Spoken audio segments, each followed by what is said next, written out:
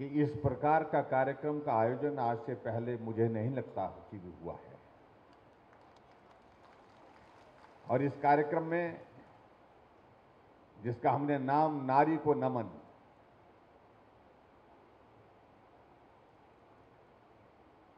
नारी को नमन का अभिप्राय यह है कि जीवन से मृत्यु तक हम उनके ऋण को कभी चुकता नहीं कर सकते। मां के रूप में, बहन के रूप में, बेटी के रूप में जिस प्रकार नारी की भूमिका रहती है, उस भूमिका को हमको सदैव स्मरण करना चाहिए। और आज इस विशेष कार्यक्रम में हमारे बीच में यहाँ हिमाचल प्रदेश विधानसभा के सम्मानीय अध्यक्ष श्री विपिन सिंह परमार जी, हिमाचल प्रदेश में हमारे परिवहन मंत्री जिनके पास उद्योग भी है भाई विक्रम सिंह ठाकुर जी, हमारे साथ वर्चुअल माध्यम से जुड़े सभी अलग अलग जिलों से सभी मंत्रीगण, विधायकगण, यहां मंच पर उपस्थित सभी सम्मानीय विधायकगण, महिला मोर्चा की प्रदेश की अध्यक्ष रश्मिधर सूद जी, पार्टी के सभी पदाधिकारी और यहां विभाग के सभी अधिकारीगण, उपस्थित सभी जिलों में मातृशक्ति जो आज के इस कार्यक्रम में हमारे साथ जुड़ी हुई हैं, और यहां उपस्थित सभी पत्रकार मित्रों, देवी और सज्जनों,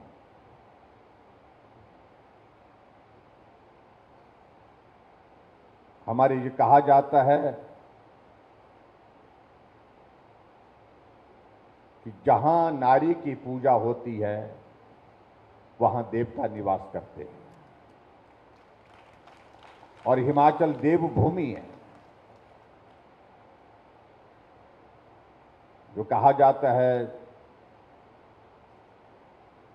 यत्र नार्यस्तु पूजन्ते रमन्ते तत्र देवता, यानी कि जहां नारी की पूजा होती है वहां देवता निवास करते हैं। और हिमाचल प्रदेश देवभूमि में मैं मानता हूं कि ये हकीकत है। और इस भूमिका में जो हमारी मातृशक्ति काम करती है, हमारी बहनें काम करती हैं, उनके हम जीवन भर आभारी हैं।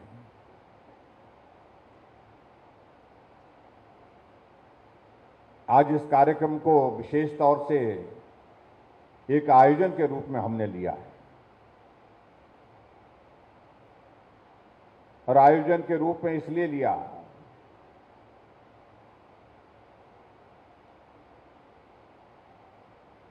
कि देश की आबादी का लगभग 50% हिस्सा महिलाओं का है, और हिमाचल प्रदेश में ये आबादी का हिस्सा 50% से भी और ज्यादा बढ़ता जा रहा है।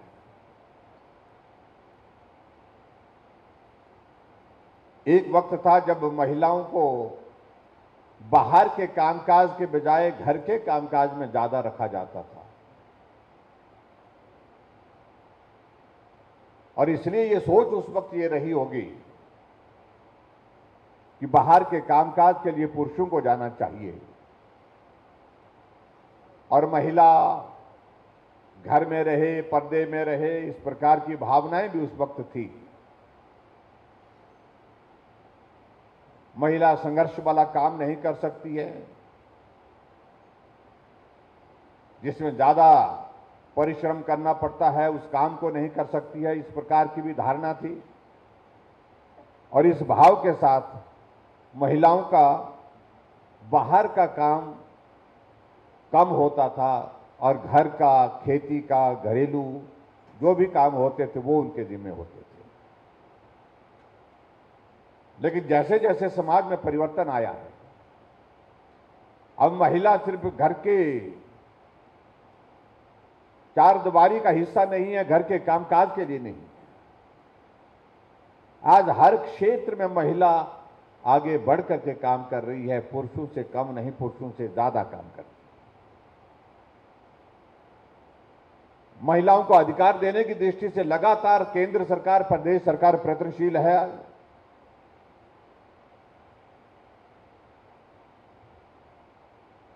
लेकिन और ज्यादा काम करने के लिए हमको अभी भी प्रयत्न करने की आवश्यकता है, ऐसा हम महसूस कर रहे हैं।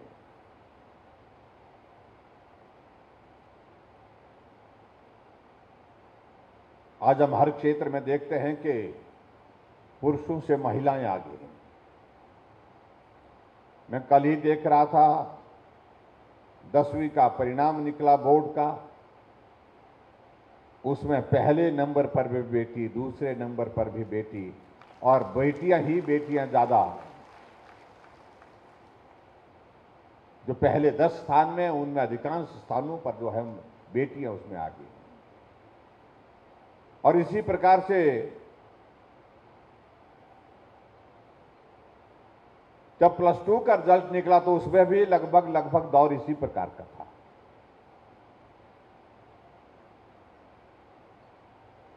जब महिलाएं, जो हमारी बेटियां जो है, हम पुरुषों से आगे बढ़कर के काम कर रही हैं, यह हमारा दायित्व तो बनता है कि उनके लिए कामकाज की दृष्टि से हम क्या क्या मदद और कर सके ताकि और बेहतर ढंग से वो काम कर सके।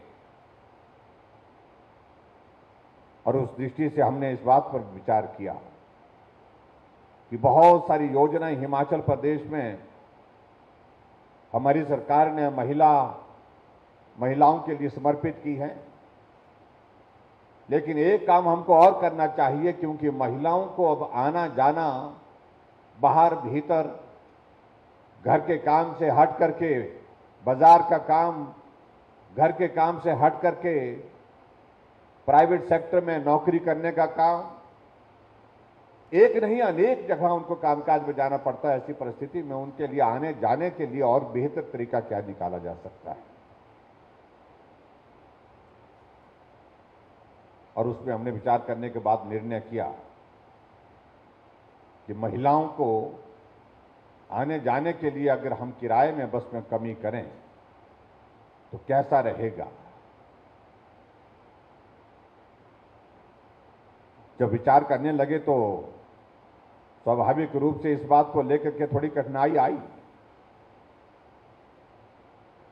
और कठिनाई इस बात की आ रही थी कि HRTC ऐसे भी तंगी में चल रही है, और ज्यादा तंगी में हो जाएगी। ऐसे में क्या किया जाए।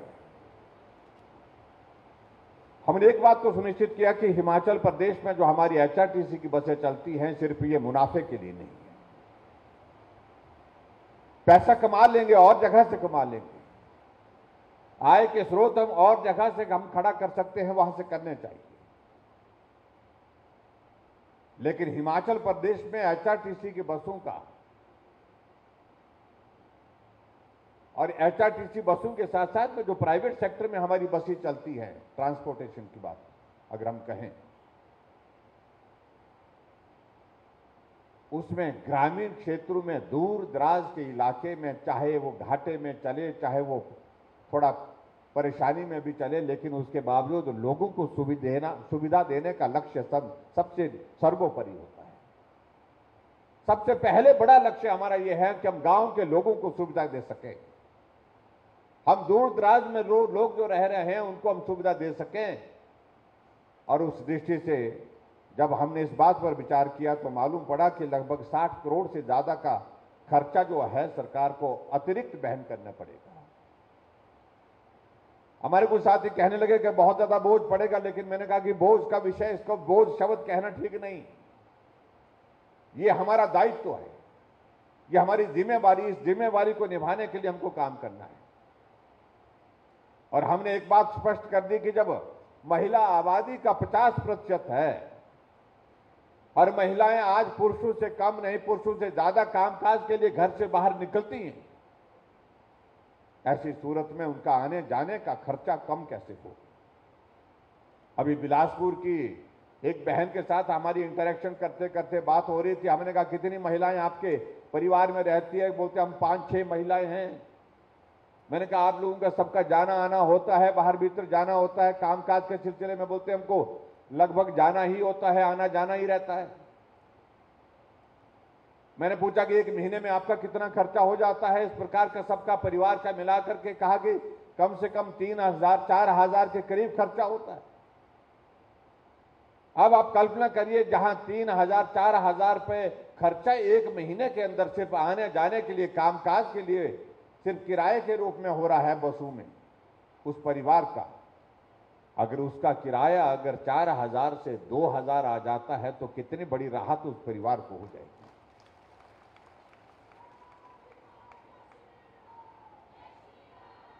और मुझे इस बात को लेकर के ये भी कहना, जिस दिन मैंने ये घोषणा की कि अगर महिलाएं 50% है तो किराया भी 50% लेंगे, जब हमने ये तय किया और हमारे विपक्ष के एक नौजवान विधायक ने अपना फेसबुक ऑन करके कर दिया, लाइव कर दिया कि मुख्यमंत्री हिमाचल प्रदेश में मुफ्तखोरी की आदत डाल रहे हैं। हम क्या आदत डाल रहे हैं? कम से कम शब्द का चयन तो कम से कम इस प्रकार अपमानजनक नहीं होना चाहिए। कम से कम नारी अपने सम्मान के लिए बहुत कुछ कर सकती है, मैं उनको कहना चाह रहा हूं। और ये शब्द जिस प्रकार से उन्होंने उपयोग किए, ये नारी के सम्मान में मुझे लगता है कि इस प्रकार जो बातें कहना वो उचित नहीं है। मुफ्तखोर बना दिया, मुफ्तखोरी की आदत डाल दी।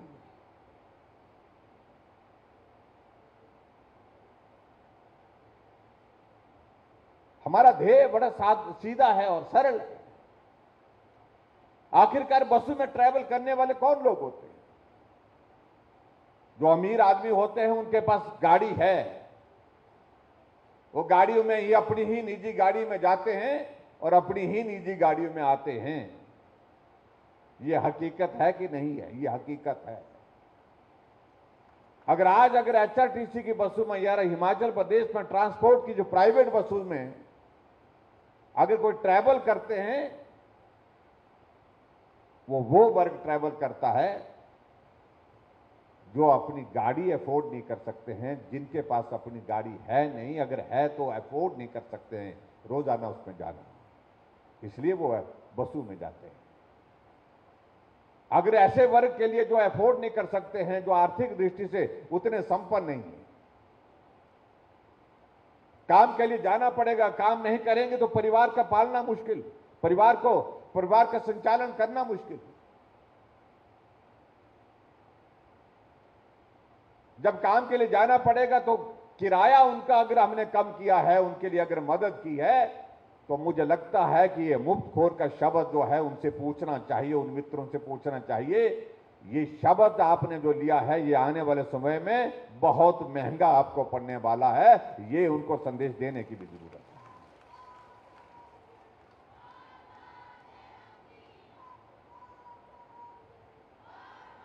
हमारी मंशा बड़ी साफ है। हमारी मंशा गरीब और जो जरूरतमंद है उसको मदद करने की है। उस दृष्टि से हमने ये निर्णय लिया है। और मैं इस बात को भी देख रहा था, आंकड़ों के हिसाब से मैंने कहा, अधिकारियों को कहा कि कितनी कर संख्या महिलाओं की हिमाचल प्रदेश में ट्रैवल करती है। मैं उस आंकड़े को भी यहां देख रहा था, तो उस आंकड़े के हिसाब से एक दिन में प्रतिदिन हिमाचल प्रदेश में जो महिलाएं जो ट्रैवल करती हैं उनकी संख्या 1 लाख से ऊपर है, 1,25,000 के करीब होती है। और 1,25,000 महिलाएं अगर हर रोज ट्रैवल करती है बस में, जो अपनी गाड़ी के माध्यम से नहीं जा सकती है, जो अपनी गाड़ी के अतिरिक्त टैक्सी नहीं कर सकती है,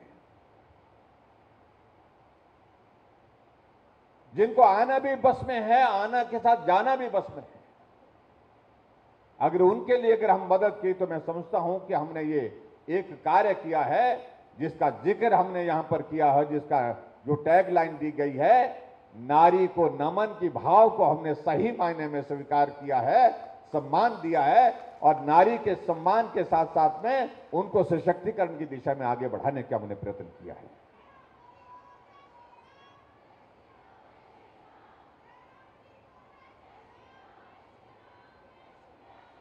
सबसे पहले मैं इसी बात को कहना चाह रहा हूं कि इसको उस तरह से देखने की आवश्यकता नहीं जिस तरह से वो दूसरे लोग इसको देखने की कोशिश कर रहे हैं।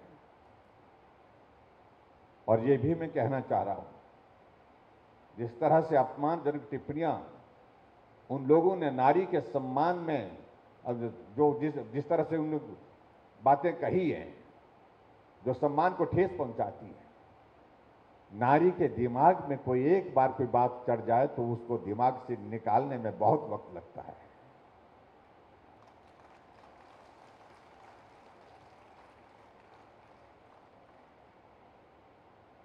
नारी की भावना को अगर ठेस पहुंचाने की कोशिश कोई करे तो उस ठेस को वो दिल में बहुत उसको पीड़ा भी होती है और उसके साथ साथ वो भी ठान लेती है कि मुझे क्या करना है।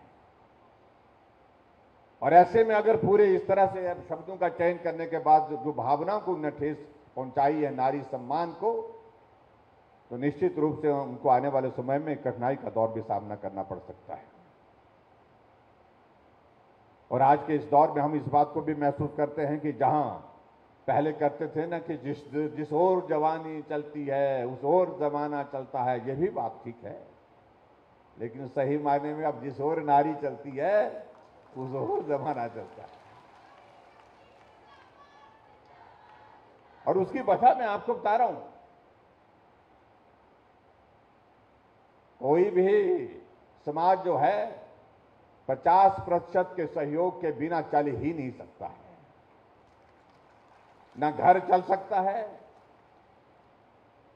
ना समाज चल सकता है, ना परिवार चल सकता है। और इसलिए ये बहुत आवश्यक है कि हम उस दिशा में आगे बढ़कर के काम करें जहां हम नारी का सम्मान करते हुए उनकी सेवा कर सकें, उनके लिए बेहतर काम कर सकें। मुझे इस बात की खुशी है कि हिमाचल प्रदेश में हमारी सरकार ने हमने प्रयत्न किए हैं उस दिशा में और उसमें हम सफल भी हुए। मैं ग्रामीण विकास और पंचायती राज मंत्री था उस वक्त जब ये विषय आया कि महिलाओं के लिए आरक्षण पंचायती राज संस्थाओं में करने की बात आई। 2010 में जब पंचायत का चुनाव हुआ, हिमाचल पूरे देश भर में दूसरे स्थान पर था। पहला राज्य कोई और था, दूसरा ने महिलाओं के लिए पंचायती राज संस्थाओं में आरक्षण करके 50% महिलाओं के लिए वो सीटें आरक्षित की। बहुत कुछ सुना उस वक्त हमने, पुरुष समाज बहुत नाराज था और नाराजगी के साथ साथ वो उनके पास जब कुछ कहने के लिए नहीं था तो उन्होंने कहा कि बेड़ा गर्क कर देंगे प्रदेश का।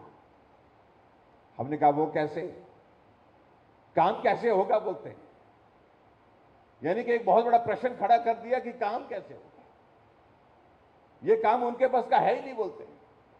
हमने कहा जरा देख लेते हैं, होने दीजिए थोड़ा, उसके बाद जरा अगर नहीं चल पाएगा उनसे तो देखेंगे, सोचेंगे। और हम हैरान हो गए, बहुत सारी पंचायतों में जो प्रतिनिधि जो चुन करके आए, आरक्षण तो 50% दिया, लेकिन जो पहली बार जब आरक्षण देने के बाद चुनाव का परिणाम आया पंचायती राज संस्थाओं का, तो आरक्षण के बावजूद 50% नहीं 58% जो है महिलाएं चुन करके आई थी। और उसके बाद जब हमने उनका ट्रेनिंग का वो दौर शुरू किया और मैं उसमें अधिकांश जाता रहा उस वक्त बतौर मंत्री, मैं हैरान हो गया। उसमें महिलाएं, पढ़ी लिखी महिलाएं, अच्छी पढ़ी लिखी, ग्रेजुएट, पोस्ट ग्रेजुएट, +2 करने की हुई तो मैक्सिमम वो चुन करके आई हुई है। आई लेकिन जनरल सीट से भी चुन करके आ गई। और आज मैं देख रहा हूं, आज की तारीख में हिमाचल प्रदेश में पंचायती राज और हमारा जो लोकल सेल्फ हमारी जो जितने भी हम नगर पंचायतें, नगर परिषदें हैं, कॉरपोरेशन हैं, उसमें अगर महिलाओं की अगर हम संख्या हम देखेंगे कितना प्रतिशत है, तो ये 60% को टच कर गया हुआ, 60% महिलाओं की भागीदारी इसमें थी।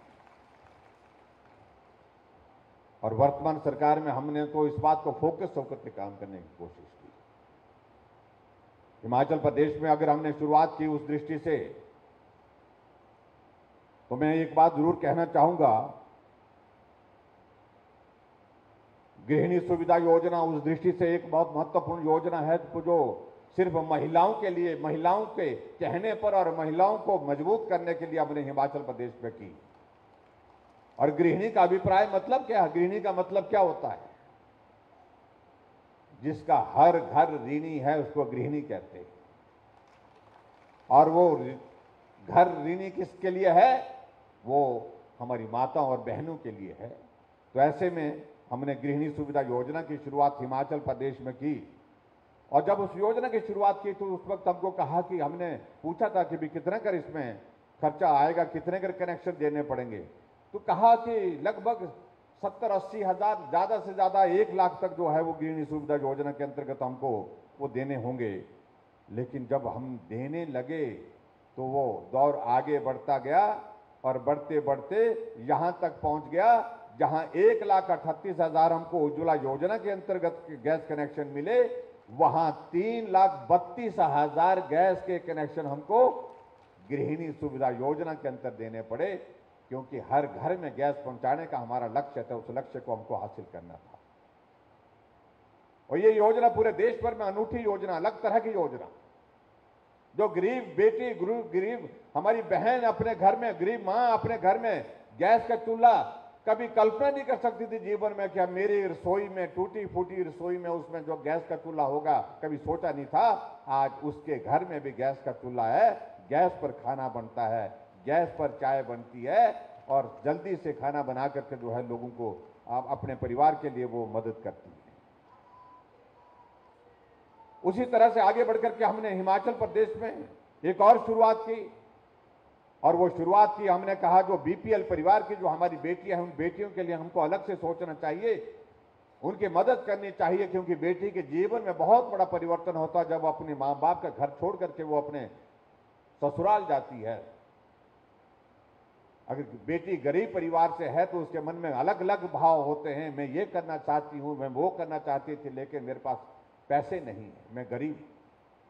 हमने तय किया कि इस भाव के साथ उस बेटी की विदाई नहीं होनी चाहिए। इसलिए तय किया, जो भी बीपीएल परिवार की बेटी होगी, जिस दिन शादी होगी, 31,000 रुपए हम शगुन योजना के अंतर्गत उसके खाते में डालकर मदद करेंगे।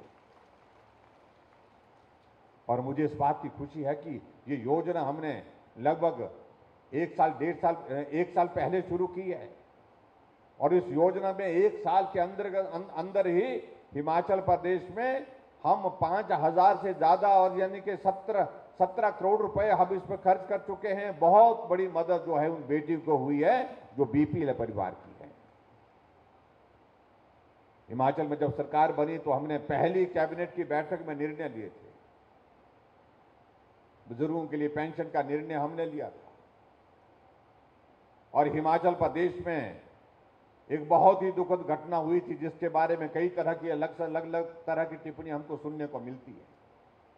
और कुछ लोग उसको बहुत ऐसे कहते हैं कि छोटी मोटी घटना, ये बहुत दुर्भाग्यपूर्ण। गुड़िया हत्याकांड जो है पूरे प्रदेश का नहीं, पूरे देश का मुद्दा था उस वक्त।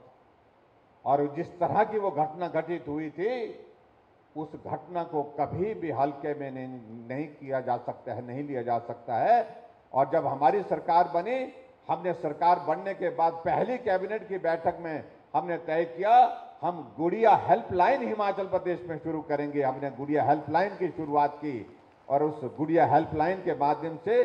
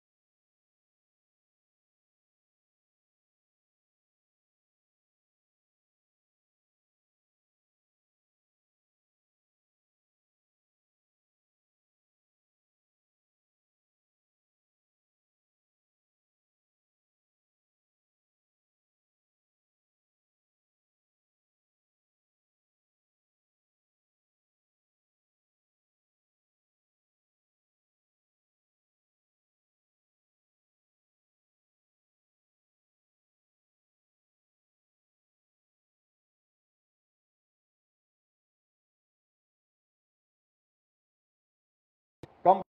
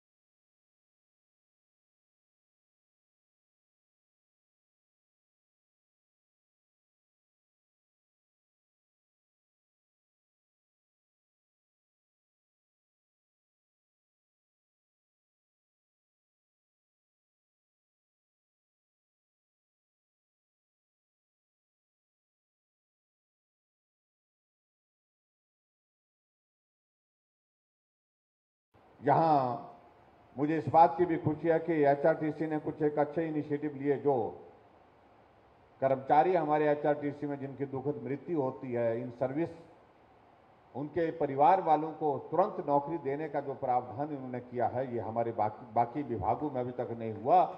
2 बहनों को यहाँ पर आज नौकरी प्रदान कर दी गई, उनको भी मैं बहुत बधाई देता हूँ। उनके परिवार के ऊपर जो बहुत बड़ा एक संकट आया था, उस संकट से अब बाहर निकलने की स्थिति में हो पाएंगे, ऐसा मुझे पूरा भरोसा है। और आज मुझे इस बात की भी खुशी है कि यहां जिस बस में हम ऊपर से बैठ करके यहां तक पहुंचे, इस कार्यक्रम तक पहुंचे, तो हिमाचल प्रदेश की जो पहली बस चालक के रूप में जो है जिन्होंने अपनी सेवाएं देनी शुरू की, तो सीमा ठाकुर जी ने उस बस को चला करके यहां तक पहुंचाया। उनके लिए भी मैं बहुत बहुत बधाई देता हूं। आप एक बहुत बड़ी मिसाल है हमारे महिलाओं के लिए, मातृशक्ति के लिए हिमाचल प्रदेश में। छोटी गाड़ी चलाना ये बहुत आम सा हो गया है, लेकिन बस चलाने की बात अगर आती है तो आदमी 10 बार सोचता है। ये काम पुरुषों के लिए भी सरल नहीं है, लेकिन उसके बावजूद एक महिला होने के नाते वो बहुत शौक के साथ कर रही है। मैं उनको बहुत बहुत बधाई देता हूं। बहुत अच्छी तरह से उन्होंने गाड़ी यहां तक पहुंचाई और उसके साथ साथ मैं पूरे प्रदेश भर में जहां भी जिस रूट पर भी जाना होता है तो वो बहुत बहुत अच्छी तरह से वो चलाती है। और अब कह रही हैं कि मुझे वोल्वो की ट्रेनिंग के लिए जाना है और मुझे आप आशीर्वाद दीजिए कि मैं उस ट्रेनिंग को करूं और उसके बाद वोल्वो चलाऊं। हमारी इच्छा रहेगी, मैं कहूंगा अधिकारियों को कि इस बात को लेकर के आप सारी जो भी औपचारिकताएं हैं पूरा करने की दिशा में आगे बढ़ें और इनको सीमा जी को जरूर जो है वोल्वो की ट्रेनिंग करने के लिए आप भेजें और एक इतिहास बनेगा वो पूरा, उस दृष्टि से मैं देखना चाहूंगा और मेरी ओर से उनको बहुत बहुत शुभकामनाएं दी। कुछ बातों का जिक्र यहां पर मंत्री महोदय जी ने किया, उन सारी बातों को लेकर के मैं बहुत ज्यादा लंबी बात नहीं कहूंगा। जो 265 बसों के अतिरिक्त पद स्वीकृत करने के लिए जो इन्होंने कहा कि 265 बसों के लिए जो हमारे 265 अतिरिक्त पद जो स्वीकृत करने की जो बात कही है, उसमें मोटर मैकेनिक है, इलेक्ट्रीशियन है, ये हम बार बार बात करते रहते हैं। उन सारी चीजों को लेकर के हम निश्चित रूप से आगे बढ़ेंगे, ये मैं आपके बीच में कहना चाह रहा हूं, ताकि हमारे पास हिमाचल प्रदेश में एचआरटीसी की सेवाएं और बेहतर हो सके और उसमें स्टाफ का इशू ना रहे, इस बात को भी हम पूरा करेंगे, ये भी मैं आपके बीच में कहना चाहता हूं।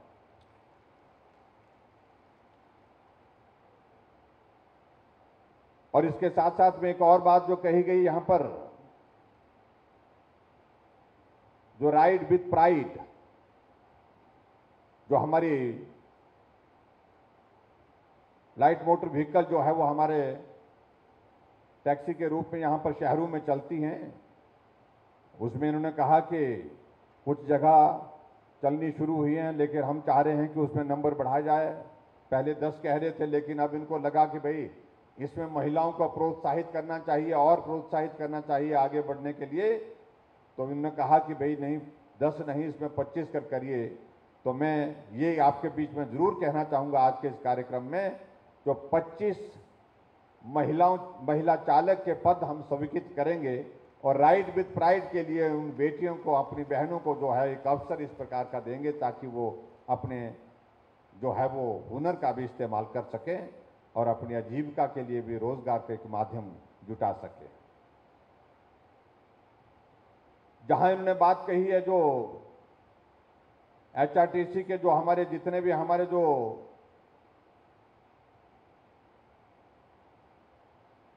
अलग अलग स्थानों में जहां बस डिपो खोलने की जो बातें कही है, चाहे वो जोगिंद्रनगर है, करसोग है, संसारपुर है, जयसिंहपुर है, अलग अलग स्थानों में कहा है। इन्होंने कहा है कि उसके लिए कुछ पैसों की आवश्यकता है। जो पैसों की आवश्यकता है उसके लिए भी हम सुनिश्चित करेंगे कि वो पैसों की आवश्यकता को पूरा करे। आपने जितना पैसा कहा है, मैं फाइनेंस डिपार्टमेंट के साथ इस सारे मामले को टेकअप करूंगा ताकि आपके सारे के सारे जो इस तरह के बस डिपो है वो बन करके तैयार हो जाएं। जहां जहां भी आपने काम शुरू किया है उस तरह से आप आगे इस काम को पूरा कर सके, ये भी मैं आपके बीच में कहना चाहता हूं। एक और चीज को लेकर के बात कही गई है कि हिमाचल प्रदेश में जो हमारी बसें एचआरटीसी की शुरू करते हैं तो उसमें बसों का किराया, जो स्टार्टिंग पॉइंट का जो किराया जो है वो उसमें शायद मेरे ख्याल में पहला 7 रुपए है। आपको बस चढ़ते ही आप चाहे 1 किलोमीटर चलें चाहे 2 किलोमीटर चलें, कितना देना पड़ता है? 7 रुपए देना पड़ता है। कहा कि इसको थोड़ा कम कर दिया जाए, तो मैं आज के इस अवसर पर इसको थोड़ा कम करने की और बात कहना चाह रहा हूं। इसको 7 रुपए से घटा करके 5 रुपए करने की मैं घोषणा करता हूं, ताकि बहुत सारे लोग ऐसा है जिनको सफर लंबा नहीं होता है लेकिन उसके बावजूद उनको सफर करना पड़ता है। तो इन सारे कार्यक्रमों के बीच में मैं आप सबको खासतौर से आज महिला मोर्चा को बहुत बहुत बधाई देना चाहता हूं। आपने कहा कि महिला मोर्चा, मोर्चों में मोर्चा, महिला मोर्चा, लेकिन आप जो है प्रतिद्वंदिता पैदा कर रही है। प्रतिस्पर्धा तो हो ही रही है लेकिन प्रतिद्वंदिता भी कर रही है। क्योंकि जब ये मैंने घोषणा की है 50% की महिलाओं के लिए, तो हमारे पुरुष साथी थोड़ा निराश हुए इस बात को लेकर के कि भाई ये महिलाओं के लिए ही क्यों, हमने पुरुषों ने क्या बिगाड़ा है इसमें, ये तो हमारे लिए भी होना चाहिए। हमने कहा आपको इसका लाभ तो मिलेगा ही मिलेगा, हमको क्या लाभ मिलेगा बोलते हैं, हमको तो पूरा किराया देना पड़ेगा। मैंने कहा किराया तो आपको पूरा देना होगा, लेकिन इतना भी तो सोचिए कि जब आपके परिवार से कोई महिला कामकाज के लिए बाहर जाएगी और बस के सफर में उससे किराया जब लिया जाएगा तो आधा लिया जाएगा, तो आधा किराया जो है आपका बचा कि नहीं बचा, आपके बटुए में पैसे बचेंगे कि नहीं बचेंगे, बोलते हाँ वो तो बचेंगे। मैंने कहा इस तरह से भी सोचिए इसको।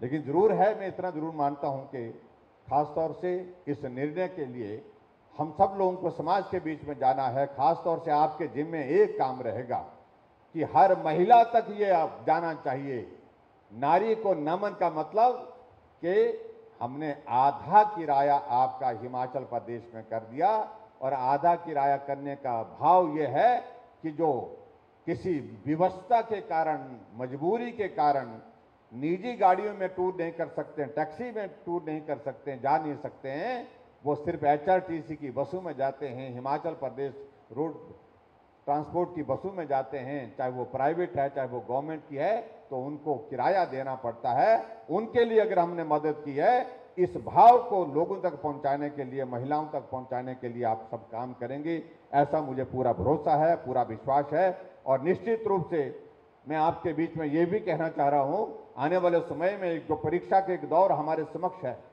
और उस परीक्षा की घड़ी में सबसे ज्यादा मैं देख रहा हूं हर जगह हम कार्यक्रम में जा रहे हैं, अगर मजबूती के साथ हमारे साथ मैदान में डटी हुई हैं, खड़ी हैं, तो हमारी माताएं और बहनें हैं। इसलिए नारी को हमारा नमन, और नारी के सम्मान में और भी बेहतर करने की हम आने वाले समय में हम कोशिश करेंगे, ये मैं कहना चाहता हूं। और हिमाचल प्रदेश में अब की बार हमारे जिम्मे जो काम है, खासतौर से आपके जिम्मे में कह रहा हूं, आपके जिम्मे जो काम है प्रमुख रूप से, और वो काम है कि हिमाचल में फिर एक बार भाजपा सरकार लाने के लिए आप लोगों ने काम करना है, उसमें कोई कमी ना रहे। और मैं इस बात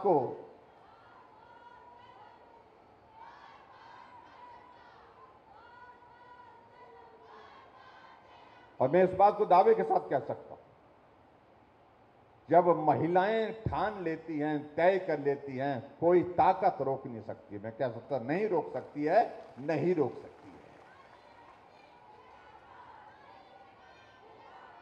क्योंकि घर में भी, परिवार में भी सबसे ज्यादा अगर प्रभावी भूमिका अगर रहती है तो मां की रहती है, बहन की रहती है। और उनकी भूमिका जब वहां पर जिस प्रकार से होती है, उस भूमिका को निभाने के लिए जब वो तय कर लेती है, वो पीछे मुड़ करके नहीं देखती है। तो मैं पूरे दावे के साथ कह सकता हूं, इस बार हिमाचल प्रदेश में सरकार को सत्ता में फिर लाने का काम आपके जिम्मे है। इस काम को आप करिए, और नारी सम्मान के लिए जो हमको करना होगा उसको हम करेंगे। इतनी बात मैं आज के इस अवसर पर कहना चाहूंगा। आप सब बहुत गर्मजोशी के साथ इस कार्यक्रम का हिस्सा बने, आप सबका बहुत बहुत धन्यवाद। और सभी जिला मुख्यालय में जहां जहां भी मंत्रियों के साथ हमारी मातृशक्ति जुड़ी है, उनका भी मैं आभार व्यक्त करता हूं। सबका धन्यवाद, नमस्कार, जय हिंद, जय हिमाचल। धन्यवाद महोदय।